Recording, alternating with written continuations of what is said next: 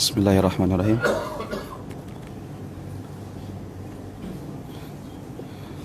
Assalamualaikum warahmatullahi wabarakatuh. Alhamdulillah, summa alhamdulillah. Kita memanjatkan puji dan syukur kita kepada Allah Subhanahu wa taala.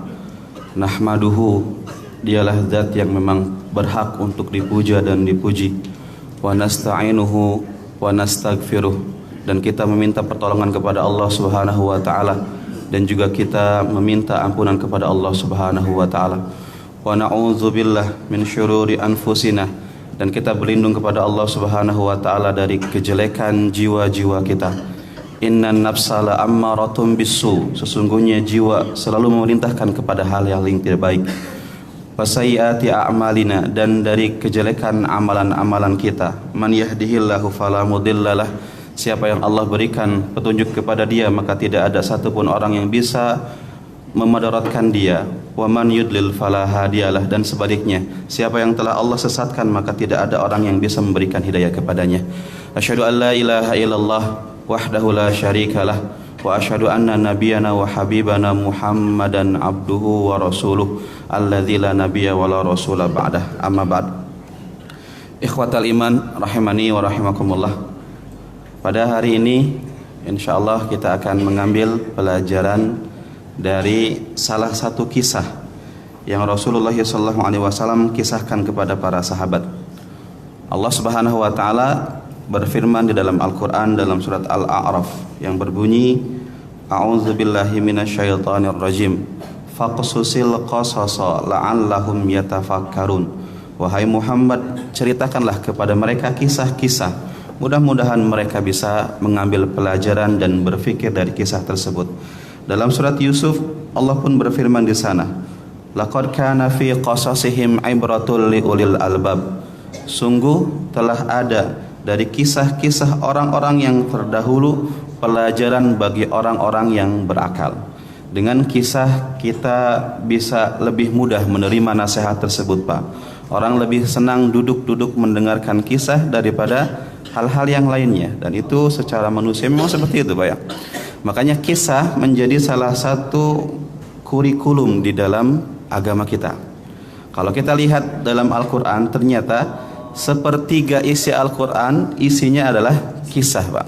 Maka kita ambil pelajaran dari kisah-kisah orang-orang terdahulu.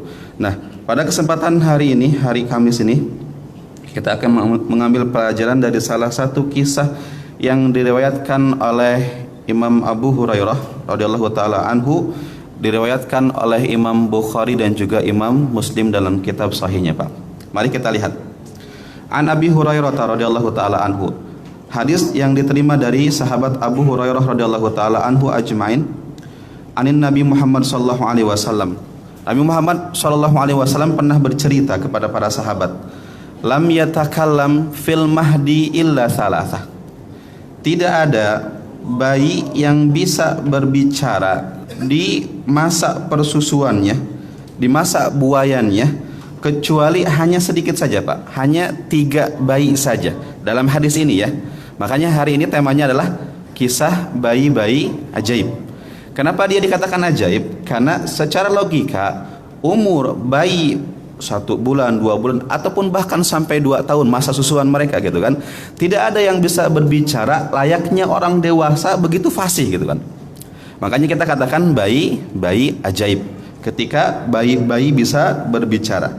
Nah, dalam hadis ini Rasulullah menceritakan ada 3 bayi yang bisa berbicara. Siapa yang pertama, Pak? Yang pertama adalah Nabi Isa alaihi salam. Ya. Kalau kita ditanya apa mukjizatnya Nabi Isa alaihissalam, maka pasti kita akan mengatakan apa? Nabi Isa bisa berbicara ketika masih bayi. Ini yang sering kita dengar. Cuman bayi-bayi yang lain jarang kita dengar. Nah, lihat bagaimana kisahnya Nabi Isa alaihissalam secara singkatnya. Lihat surat Maryam, Pak ya. Ketika Maryam, seorang perempuan yang qanitah, seorang perempuan yang salehah, beliau bahkan diwakafkan oleh ibunya sendiri untuk menjadi pengurus di salah satu masjid yang mulia, Masjidil Aqsa kan. Ketika ibunya bernazar, kalau lahir seorang anak laki-laki maka akan diberikan untuk Allah Subhanahu wa taala. Tetapi ternyata yang dilahirkan adalah perempuan. Tetapi Maryam pun memang dididik untuk kebaikan, untuk agama, dan Allah pun menerima kebaikan tersebut, yang mana Maryam ini di bawah bimbingan didikan seorang Nabi Zakaria, Pak. Nah, ketika itu lihat bagaimana ujian yang diderita oleh ataupun juga ujian berat yang Allah berikan kepada Maryam ini, Pak. Setiap kita memiliki ujian masing-masing. Saya yakin, saya punya beberapa teman yang saya lihat Allah uji mereka dengan ujian yang luar biasa, Pak. Ada yang diuji dengan penyakit, ada yang diuji dengan bisnisnya yang gagal, ada yang diuji dengan semua permasalahan dunia yang ada, Pak. Tapi ingat, Allah Subhanahu wa taala berfirman dalam surat Al-Ankabut ayat 2. Ketika Allah berfirman seperti ini, ahasiban nas ayyutraku ayyaqulu amanna wa hum la yuftanun.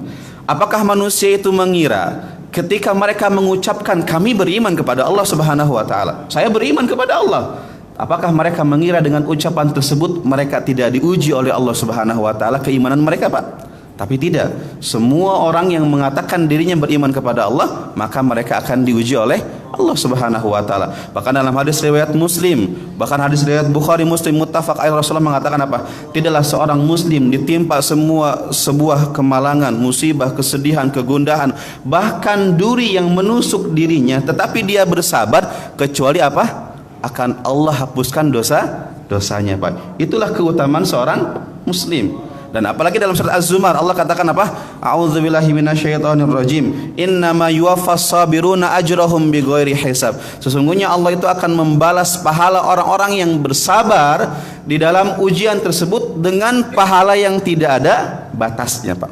Besar. Nah, di sini kita lihat ujian Maryam, Pak. Di saat Maryam seorang perempuan yang salehah, qanitah, ketika Maryam beribadah di sebuah tempat, maka di sana datanglah malaikat Jibril, fatamatsala laha basyaran sawiyya, yang mana Jibril tersebut menjelma menjadi seorang manusia dan mengatakan kepada Maryam, wahai Maryam, engkau akan mengandung. Kata Maryam, bagaimana mungkin saya mengandung? Saya belum menikah. Ya, tidak mungkin secara logika, Pak. Tapi tidak ada yang tidak mungkin di sisi Allah Subhanahu wa taala. Ketika antum memiliki problematika hidup yang banyak, yang besar, maka datangnya Allah Subhanahu wa taala. Tundukkan diri kita dan mintalah solusi kepada Allah Subhanahu wa taala. Karena kenapa? La haula wala quwata illa billah. Tidak ada daya, tidak ada upaya kecuali daya dan upaya Allah Subhanahu wa taala. Allah Maha hebat, Allah Maha mampu, maka datangilah Allah Subhanahu wa taala, Pak. Nah, ketika itu Maryam pun mengasingkan diri, Pak, dalam usia kehamilannya. Sampai akhirnya Maryam pun menderita sakitnya melahirkan. Bisa dibayangkan seorang perempuan melahirkan tanpa didampingi seorang suami, Pak. Dan bahkan Maryam mengasingkan diri. Sampai Maryam pun mengatakan apa? Seandainya saya bisa meninggal saat ini dan saya menjadi orang yang terlupakan dalam sejarah, Pak. Tapi Maryam pun menerima ujian tersebut dan akhirnya Maryam melahirkan, fa'atat bihi qaumaha tahmilu, dalam surat Maryam tersebut, ya. Maka Maryam pun membawa bayi tersebut kepada masyarakatnya, Bani Israel, Pak, ya. Sampai akhirnya mereka mengatakan apa?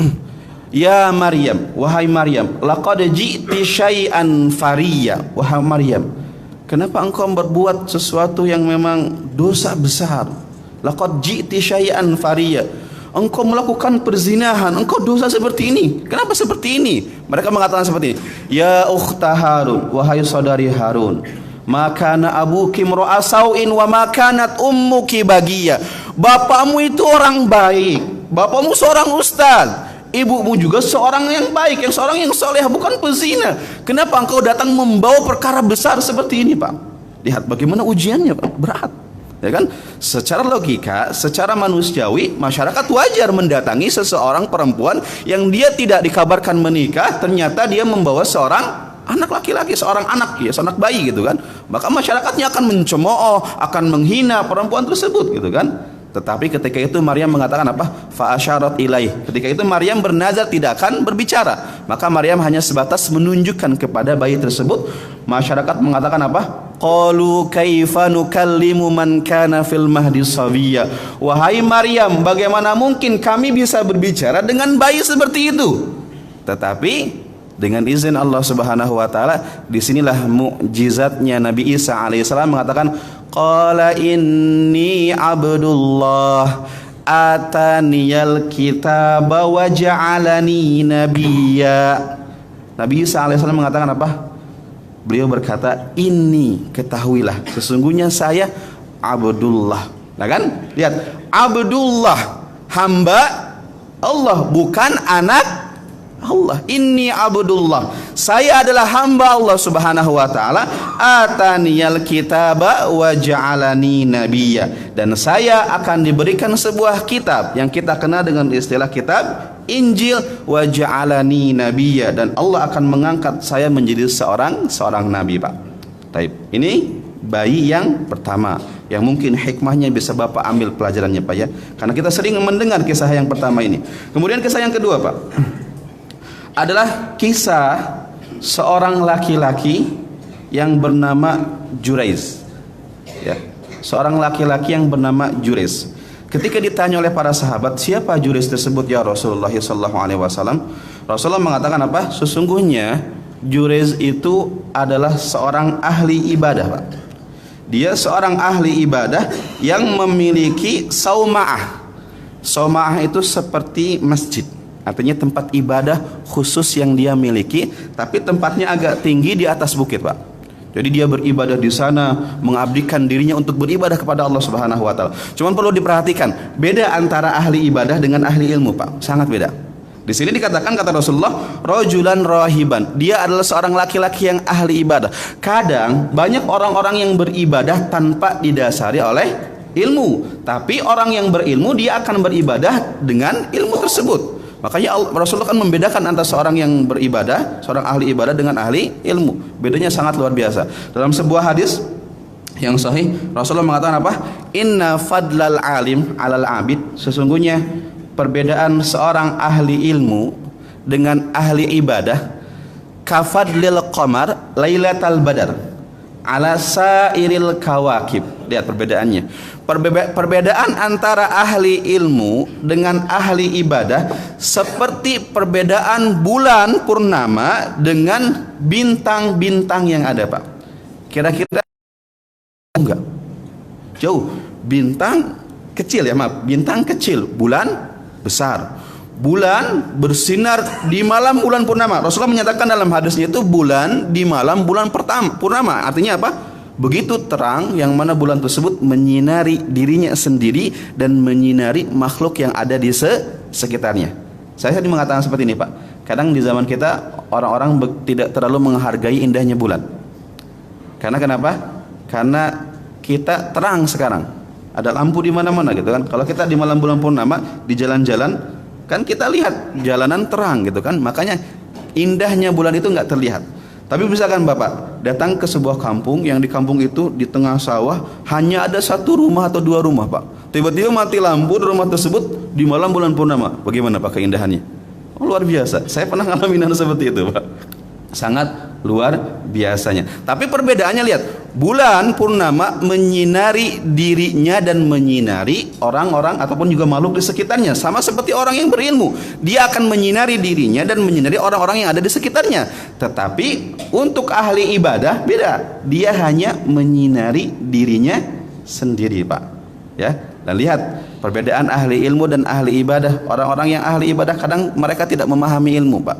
Lihat, seorang laki-laki yang sudah membunuh 99 orang, Pak. Ya, hadis yang sering kita dengar, cerita yang sering kita dengar. Dia mendatangi ahli ibadah dan mengatakan kepada ahli ibadah, "Ustaz, dosa saya banyak, Ustaz. Saya sudah membunuh 99 orang. Saya assassin. Saya pembunuh bayaran. Saya sudah membunuh 99 orang. Tetapi saya ingin bertobat kepada Allah Subhanahu wa taala. Mungkin enggak saya tobat?" Apa kata ustaznya yang pertama, Pak? Ini ahli ibadah. Dia mengatakan apa? Ente dosamu banyak gitu 99. Gak mungkin Allah akan mengampuni ente gitu kan? Lihat kan? Beda kan jawaban dengan ahli ilmu, Pak. Sampai akhirnya orang ini pun kesal. Maka dia pun menyempurnakan koleksinya menjadi 100 orang dia bunuh pada dalam hidupnya. Sampai akhirnya dia pun mendatangi seorang ustadz ahli ilmu. Dan dia mengatakan apa? Ustadz, boleh saya curhat, Ustadz? Silakan. Saya sudah membunuh banyak orang, Ustaz. 99 orang saya bunuh. Mungkin yang 99 itu adalah orang-orang fasik, orang-orang sama-sama seperti saya, preman gitu kan. Tapi yang terakhir yang saya bunuh itu, Ustaz, dosanya gede kali itu yang terakhir itu. Nah, bisakah saya bertobat kepada Allah Subhanahu wa taala dan Allah mengampunkan saya? Kata Ustadz yang ahli ilmu tersebut mengatakan apa? Ya, Allah akan mengampuni dosa-dosamu selama engkau taubat dengan taubatan yang nasuha, Pak, dan tinggalkan kampung halamanmu yang jelek tersebut, Pak. Lihat perbedaan ahli ilmu dan ahli ibadah. Makanya dalam hadis banyak pujian-pujian terhadap ahli ilmu, bukan pujian-pujian terhadap ahli ibadah. Nah, kita kembali kepada kisah ini, Pak. Jurez ini adalah ahli ibadah. Dia punya tempat ibadah di atas bukitnya sendiri, ya. Nah, di bawah bukit tersebut ada seorang pengembala sapi, Pak. Di bawah bukitnya Jurez tersebut ada seorang pengembala sapi. Lihat kisahnya seperti ini, Pak. Suatu saat ketika Jurez ini sedang melakukan sholat sunnah, Pak. Sedang melakukan sholat sunnah. Kalau kita lihat dari hadis ini kan menunjukkan bahwa ternyata Bani Israel juga mereka diperintah untuk sholat. Jadi salah satu ajaran Nabi Musa dari Nabi Isa alaihissalam adalah adanya sholat di sana, gitu kan? Maka ketika Jurez ini melaksanakan sholat, Pak, lihat Allahu Akbar, dia pun sholat, Pak. Nah, ketika dia sholat, ibunya datang, Pak. Faja'athu ummuhu, ibunya datang dan memanggil, ya Jurez, wahai Jurez, kemari sebentar nak, ibu ada perlu, tolong bantu ibu, Pak. Sedangkan Jurez sedang salat, maka dia pun mendengar ibunya ngomong seperti itu. Dia nggak dengar, dia dengar. Tapi dia mengatakan dalam dirinya, Pak, lihat, faqala fi nafsihi wa huwa yusalli ummi wa salati, ya Allah, mana yang harus saya pilih, ibuku atau salatku? Apa? Kalau sesuatu yang sunnah bertabrakan dengan sesuatu yang wajib, maka seharusnya yang didahulukan mana, Pak? Wajib, kan? Panggilan ibu, panggilan ayah hukumnya apa? Sunnah. Panggilan ibu, panggilan ayah hukumnya apa? Wajib. Sedangkan salat sunnah hukumnya sunnah. Seharusnya kalau Jurez ini pandai ataupun juga Jurez ini paham ilmu, maka dia akan memutus salatnya dan akan mendatangi ibunya, Pak. Sama seperti kita juga. Kalau seandainya ibu kita manggil kita, Pak, kalau kita lagi sholat, ibu kita manggil kita, misalkan kalau ibu kitanya tidak pemarah sih nggak masalah, maka kita pun cukup mengeraskan suaranya supaya ibu kita paham bahwa kita sedang sholat. Tapi kalau misalkan ibu kita kenal dengan orang yang memang sedikit sensitif, kalau kita tidak datang, kita sedang sholat sunnah gitu kan, maka putuskanlah, maka datangi panggilan ibu kita, Pak. Nah, sampai akhirnya ibunya pun tersebut memanggil Jurez yang kedua kalinya, Pak. Sarahat bihi atsaniyah. Maka Jurez pun mengatakan apa? Ummi wa sholati, ya Allah, mana yang harus saya pilih lagi, ibuku atau sholatku? Sampai akhirnya Jurez pun masih tetap dia memilih sholatnya, Pak, melanjutkan sholatnya. Sampai panggilan yang ketiga, Jurez pun masih melanjutkan sholatnya, Pak.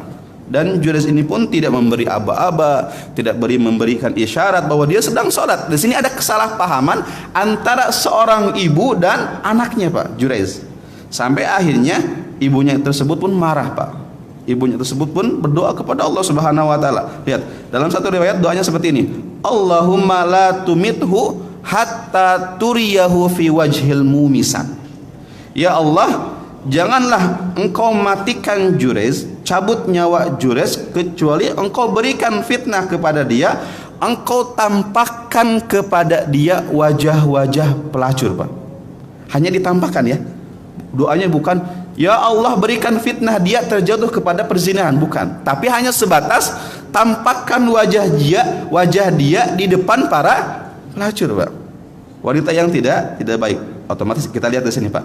Jurez itu bukanlah orang yang sering lewat di depan perempuan cantik ataupun bahkan pelacur. Dia beribadah terus di rumah ibadahnya, Pak. Dia nggak kemana-mana, hanya di sana saja. Makanya ibunya berdoa seperti itu, Pak. Sampai akhirnya ketetapan Allah ini pun terjadi kepada Jurez ini, Pak. Ada seorang perempuan pezina, ya, perempuan pelacur.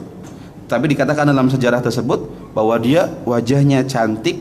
Suatu ketika ada kelompok Bani Israel sedang ngobrol, Pak. Dia membicarakan tentang kesolehannya Jurez. Masya Allah, ya, kita punya seseorang di kampung kita yang ahli ibadah, yang dekat dengan Allah Subhanahu wa taala, namanya Jurez, gitu kan. Sampai terdengar oleh perempuan pezina ini, Pak. Sampai akhirnya perempuan pezina ini menawarkan diri seperti ini, in syi'tum, kalau seandainya kalian mau, saya uji Jurez itu. Maksudnya, la'aftinannah, saya akan memberikan fitnah kepada dia. Saya akan goda dia supaya dia mau berzina kepada saya, Pak. Lihat, godaan terberat seorang laki-laki itu siapa? Perempuan, ya. Fitnah pertama Bani Israel itu siapa, Pak? Perempuan. Iman seseorang di depan perempuan cantik itu lemah, Pak. Makanya kan Rasulullah mengatakan 7 golongan yang akan diberikan naungan oleh Allah Subhanahu wa taala, kan? Nanti di saat tidak ada naungan kecuali naungannya. Salah satunya siapa, Pak? Ya, seseorang laki-laki yang diajak berzina oleh seorang perempuan yang cantik, memiliki kedudukan, meskipun ceritanya di sini kan tawaran syahwatnya luar biasa. Tetapi laki-laki ini mengatakan apa? Inni akhafullah. Saya takut kepada Allah Subhanahu wa taala. Makanya perempuan ini mengatakan, "In syi'tum la'aftinanna." Kalau kalian mau menguji keimanan Jurez, maka saya siap menguji dia, Pak. Bani Israil tersebut pun mengatakan apa? Setuju, siap katanya. Uji Jurez. Maka perempuan ini pun, Pak, mempercantik dirinya, parfumnya, pernak-perniknya dan lain sebagainya gitu kan, hanya untuk menggoda keimanan Jurez. Sampai akhirnya dia pun datang bertemu dengan Jurez, dia pun menggoda dengan suaranya yang lembut, dengan mungkin tariannya, mungkin lain sebagainya, supaya Jurez ini tergoda, Pak. Tapi Masya Allahnya, Jurez ini tidak menoleh sedikit pun, Pak. Sampai mungkin perempuan ini merasa terhina. Sudah dia mempersiapkan dirinya secantik mungkin, tetapi Jurez gak menoleh sama sekali kepada dia, Pak. Perempuan ini merasa terhina dan dia mengatakan apa? Saya akan balas dendam kepada engkau, wahai Jurez, tunggu saya. Sampai akhirnya dia pun turun dari tempat ibadahnya Jurez tersebut dan di bawah bertemu dengan seorang pengembala sapi itu, Pak. Dan mereka berdua berzina di sana, Pak. Sampai akhirnya apa terjadi? Hamil perempuan tersebut, kemudian perutnya besar dan melahirkan, Pak. Setelah itu perempuan tersebut mendatangi Bani Israil dan mengatakan, wahai Bani Israil, lihatlah, saya punya bayi.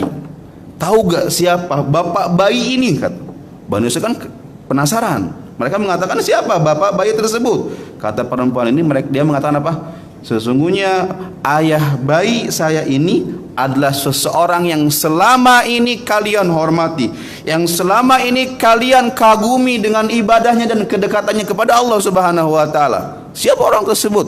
Orang tersebut adalah Jurez, si ahli ibadah, Pak. Lihat bagaimana reaksi masyarakat ketika itu, Pak. Masyarakat mana yang tidak kecewa ketika ada seorang ustadz yang mereka anggap ustadz tersebut adalah ustadz yang paling baik menurut mereka, yang paling soleh menurut mereka. Ternyata ustadz tersebut memiliki skandal besar di belakangnya. Masyarakat mana yang tidak kecewa, Pak? Akhirnya masyarakat tersebut berkumpul, berbondong-bondong mendatangi tempat ibadah Jurez.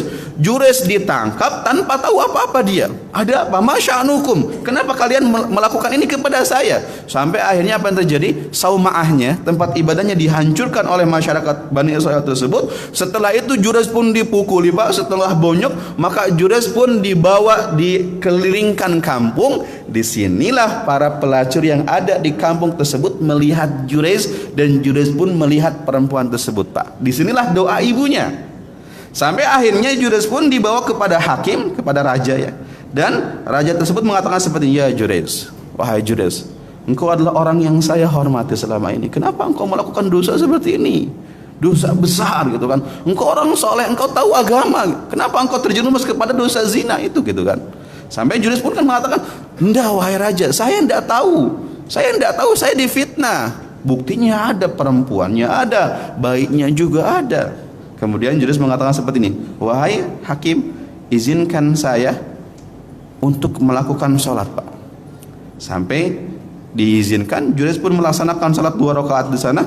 Setelah sholat, maka Jurez pun bertanya, aina as-sabi, di mana bayi tersebut, Pak? Sampai bayi tersebut pun dihadirkan dan Jurez pun mengusap perut bayi tersebut dan mengatakan, Pak, man abuka, siapa bapakmu wahai bayi? Dengan izin Allah Subhanahu wa taala, maka bayi ini mengatakan apa?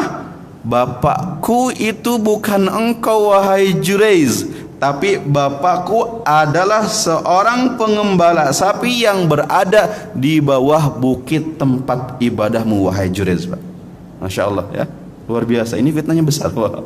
Sampai akhirnya apa yang terjadi? Masyarakat melihat kejadian tersebut kan, dan mereka melihat ini adalah alibi yang luar biasa untuk Jurez membebaskan dari tuduhan perempuan tersebut. Masyarakat pun menghormati Jurayj, Pak, dan meminta maaf kepada Jurayj, dan bahkan hakim mengatakan seperti ini, anaj'al sauma'ataka min dhahab, wahai Jurayj, sebagai bentuk permintaan maafan kami, apakah kami harus membuat tempat ibadahmu lagi terbuat dari emas? Kami mampu melakukan itu, boleh ya saya buat dari emas? Kata Jurayj, la, jangan. Kemudian hakim melanjutkan, min fiddah, dari perak. Kalau nggak mau dari emas, dari perak lebih ringan. Kata Jurayj, enggak. Tetapi kata Jurayj, buat kembali tempat ibadah saya seperti sedia kala, Pak. Setelah itu maka Jurayj pun tersenyum, Pak. Hakim yang melihat mengatakan, famal ladzi tabassamta, kenapa engkau tersenyum wahai Jurayj? Kemudian Jurayj mengatakan apa, Pak? Qala amron araftuhu adrakatni da'watu ummi, sesuatu yang akan terjadi, saya tahu hal seperti ini akan terjadi. Kenapa? Karena ini adalah doa kejelekan ibu saya terhadap saya, Pak. Saya pernah melakukan dosa kepada ibu saya, maka inilah balasan dari doa ibu tersebut, Pak. Nah, ini bayi yang kedua. Bayi yang ketiga, Pak, adalah bayi yang sedang disusui, masih berada di zaman Bani Israel. Yaitu ketika itu ada seorang ibu sedang menyusui anak laki-lakinya, Pak, anak bayi laki-lakinya. Kemudian kalau kita lihat dari hadis ini, kayaknya ibu tersebut sedang menyusui di teras rumahnya, Pak. Artinya dia sedang di luar rumah, di terasnya. Kemudian ketika itu famarra rajulun, maka lewatlah seorang laki-laki, raqibud dabbah, yang laki-laki tersebut mengendarai kendaraan yang fakhirah, kendaraan yang mewah, Pak. Ya, kendaraan yang mewah, dengan pakaiannya yang mewah, dengan pernak-pernik kendaraan dan kehebatan yang dimiliki oleh laki-laki tersebut, Pak. Sudah pakaiannya mewah, kendaraannya bagus, wajahnya juga tampan. Ini di zaman dulu ya. Mungkin kalau di zaman kita sekarang apa? Seorang laki-laki pakai Lamborghini gitu kan. Seorang laki-laki pakai Mercedes, pakaiannya bermerek semua dari atas sampai bawah, jam tangan dan lain sebagainya gitu kan. Yang dilihat seperti itu, Pak, duniawi, Pak.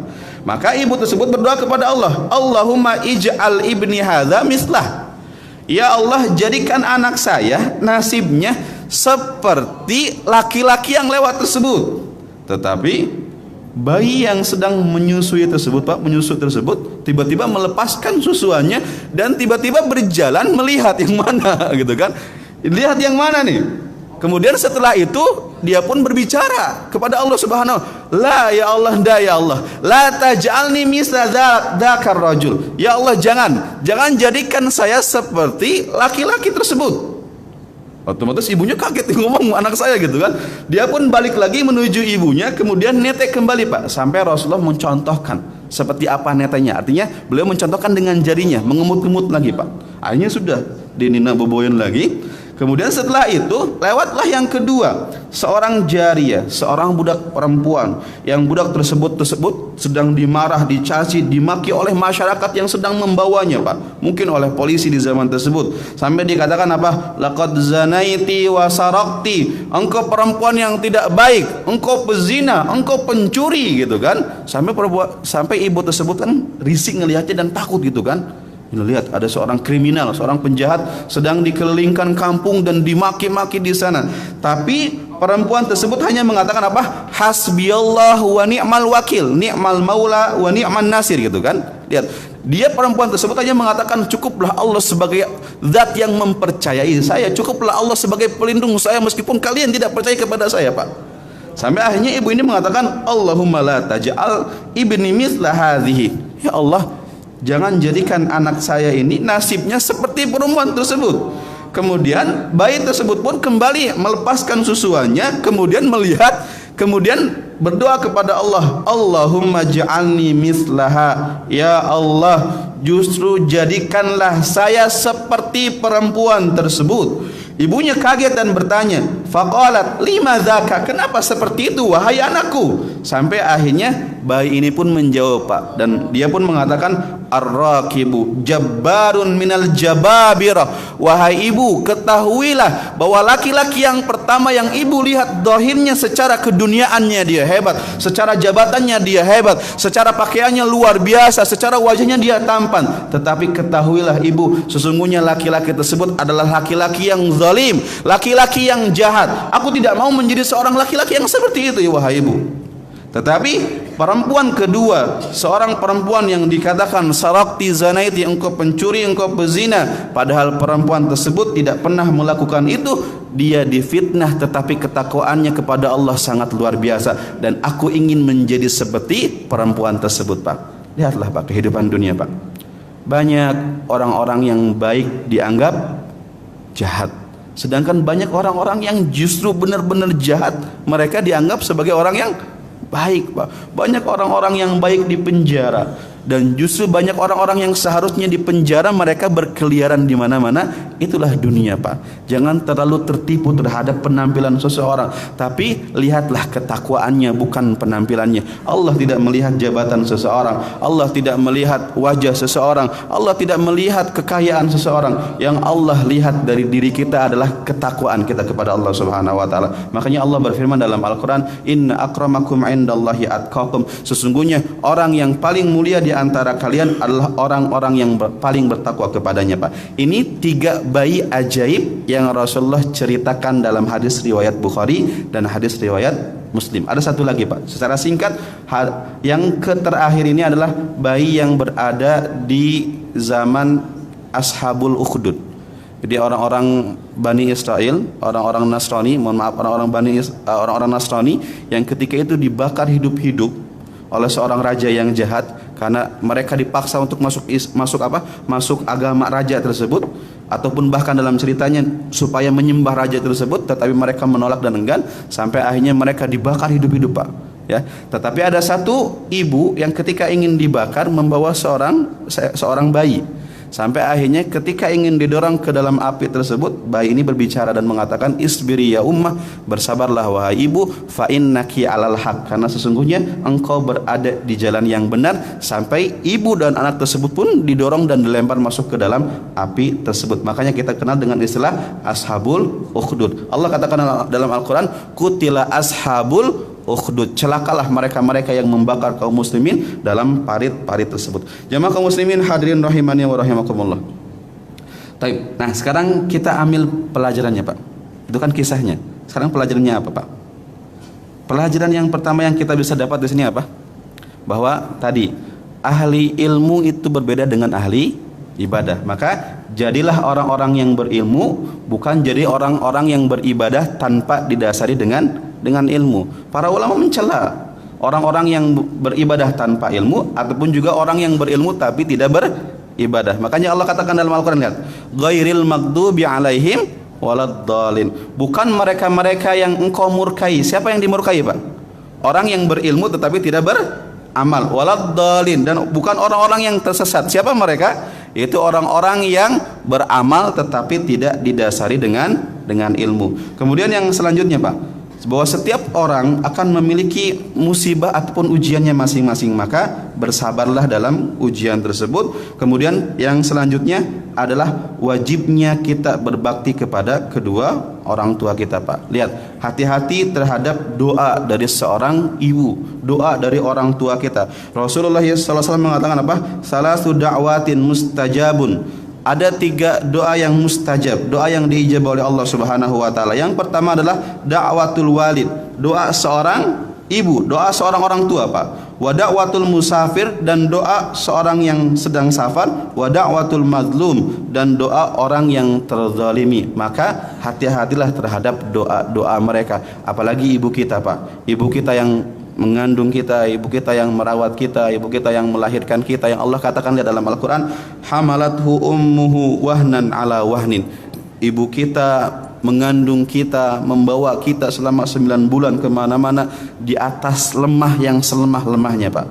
Di saat orang nyaman dengan makanannya, ibu kita nggak nyaman dengan makanannya. Di saat orang lincah dengan gerakannya, ibu kita nggak lincah karena ada kita di sini, Pak.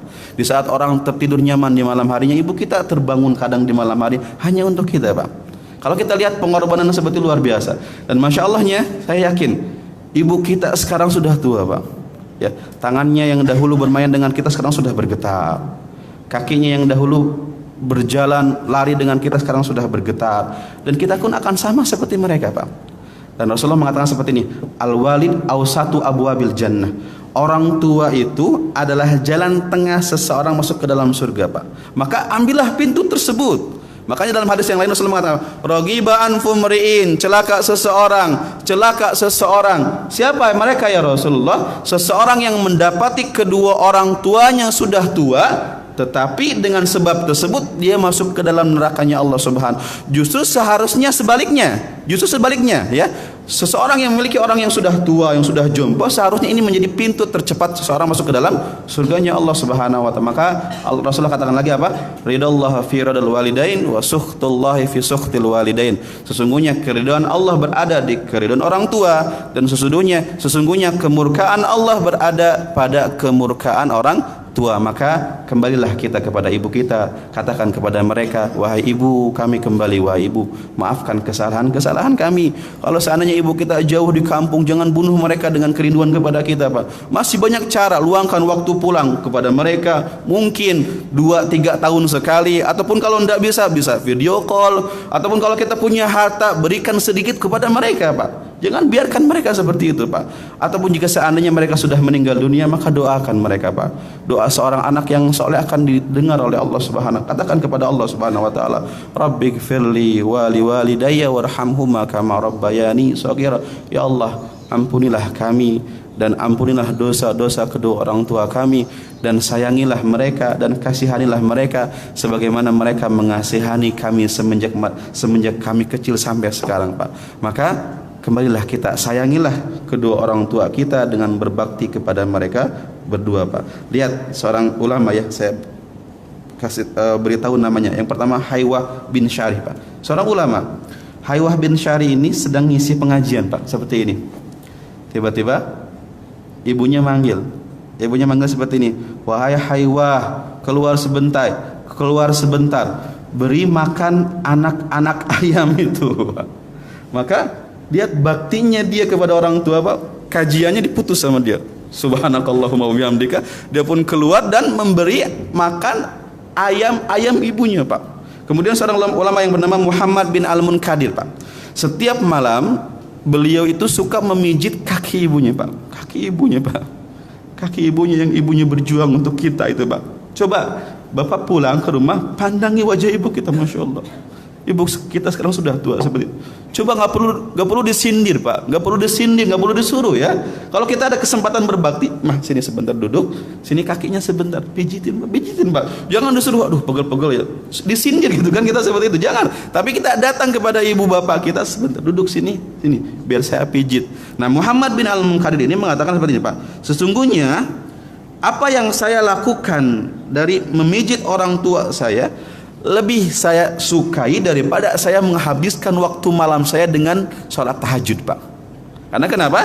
Sholat tahajud hukumnya sunnah, sedangkan memijit ibu ataupun juga berbakti kepada orang tua hukumnya wajib. Maka seandainya harus ada dua pilihan ini, antara saya memijit ibu saya dengan saya sholat malam terus-terusan, maka saya lebih menyenangi untuk mijitin ibu saya daripada sholat sunnah tersebut, Pak. Lihat bagaimana baktinya para ulama kita terhadap orang tua mereka. Mudah-mudahan kita termasuk orang-orang yang berbakti kepada kedua orang tua kita. Karena kenapa? Ingat satu hal, Pak. Ketika kita tanam pembangkangan kepada orang tua kita, kedurhakaan kepada orang tua kita, maka tunggulah kedurhakaan anak kita terhadap kita, Pak. Tapi sebaliknya, siapa yang dia menanam kebaikan, mengabdinya kepada orang tua, maka tunggulah pengabdian dari anak kita terhadap kita, Pak. Apalagi jika seandainya Bapak siapkan sesuatu hadiah gitu kan, kemudian hadiah tersebut dilihat oleh anak kita, ditanya sama anak kita, ya itu apaan? Kita bilang ini hadiah. Nah, untuk siapa? Untuk ayah, untuk ibu, artinya untuk kakek dan nenekmu. Mudah-mudahan anak kita akan mengatakan seperti ini, ya, sebagaimana ayah berbakti kepada kedua orang tua ayah, sebagaimana ayah berbakti kepada kakek dan nenek kita dan memberikan hadiah, mengirimkan uang. Tunggu nanti ketika saya dewasa, saya pun akan melakukan hal yang sama. Saya akan berbakti kepada ayah dan saya akan berbakti kepada ibu, Pak.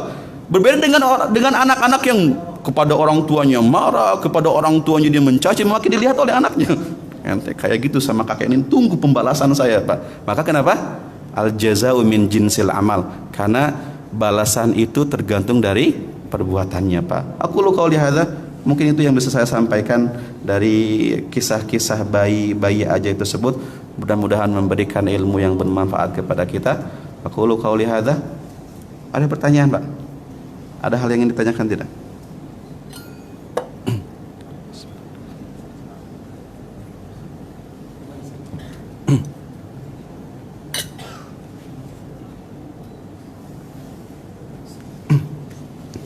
Taib. Jika tidak ada yang ditanyakan, saya husnudzon ya, paham Pak ya. Dan mudah-mudahan setelah pulang dari sini memang telepon orang tua, Pak. Artinya berbaktilah kepada mereka sebelum terlambat, sebelum menyesal, Pak. Karena kita masih bisa bertemu dengan mereka jika seandainya masih ada. Kalau memang sudah dipanggil oleh Allah Subhanahu wa taala, terus doakan. Terus doakan mereka, bayangkan pengorbanan mereka untuk kita. Kemudian hadirkan perasaan tersebut dalam doa kita. Tangisi, Pak. Allahumma gfirli wali walidayya warhamhuma kama rabbayani shaghira. Mudah-mudahan dengan doa tersebut bisa mengangkat derajat kedua orang tua kita di sisi Allah Subhanahu wa taala. Subhanakallahumma wa bihamdika asyhadu an la ilaha illa anta astaghfiruka wa atubu ilaik. Assalamualaikum warahmatullahi wabarakatuh.